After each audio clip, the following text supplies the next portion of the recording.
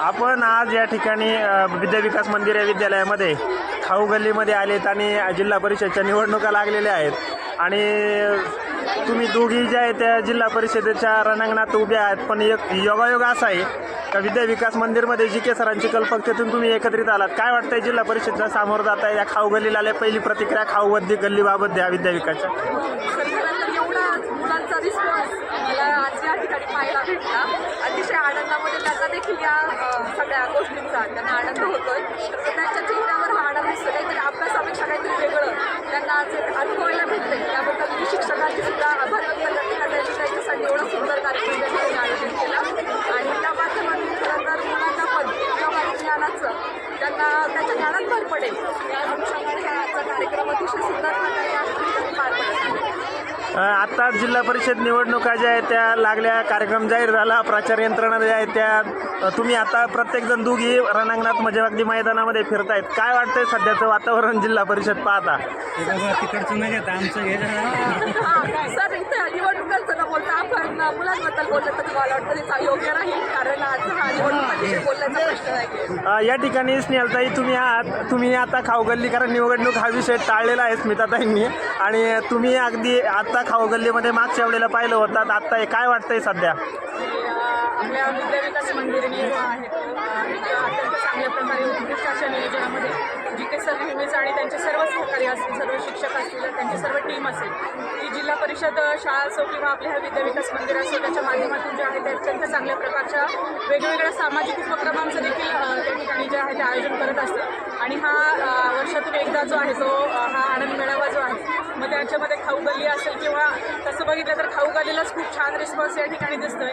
कारण बऱ्यापैकी बहुतांशी मुलांचं जे आहे ते विक्री जास्त झाली पाहिजे हा एक हेतू त्यांच्या मागे असतो आणि मग खाऊ गल्लीच्या म्हणजे त्यांच्या अनुभवातून जे आहे ते खाऊ गल्लीला जो आहे तो चांगल्या प्रकारचा रिस्पॉन्स त्या ठिकाणी मिळत असतो.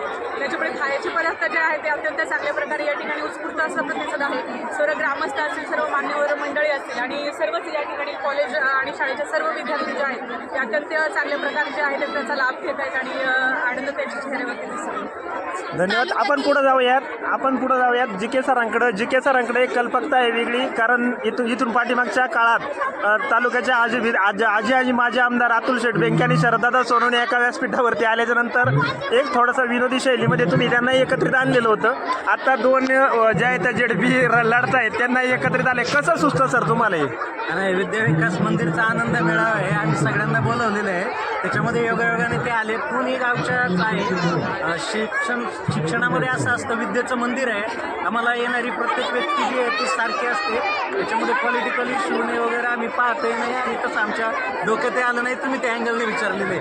विषय असा आहे सर, हा राजकारण टॉपिक नाहीच आहे. हा विषय जो आहे तो एकत्रित किंवा आपण म्हटलं किंवा प्रत्येक गोष्टीला राजकारण हे वळण द्यायचं नाही आहे, परंतु या निमित्ताने एकत्रित नांदत असताना काही संदेश काय देणार तुम्ही? 365 दिवस किंवा 24 तास राजकारण हा विषय जो आहे तो नसावा.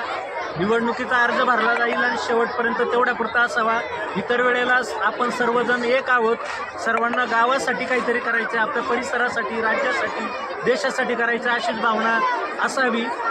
एवढंच या निमित्तानं. आजच्या खाऊ गल्लीबद्दल तुम्हाला काय वाटतंय? कसा रिस्पॉन्स आहे काय सांगाल?